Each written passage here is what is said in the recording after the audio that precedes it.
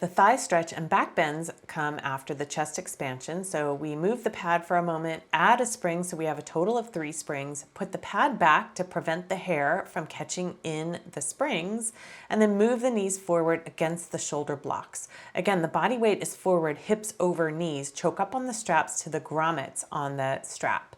From here, we hinge back from the knees in one piece, Powerhouse strong, body lifted and long, in one piece to stretch the thighs, and then come back up.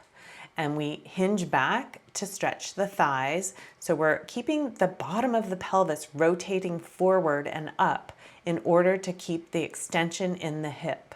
As we go back, we can do 3 times and finish with the last one opening the chest in a back bend and then return back up.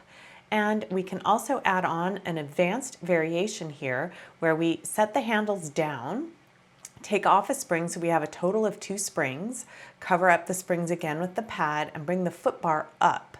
This is a back bend to the bar, so from here we start by reaching up to the ceiling, back bending all the way to the bar, bending the elbows to bring them to the bar, and then from here push the arms straight and bend 3 times.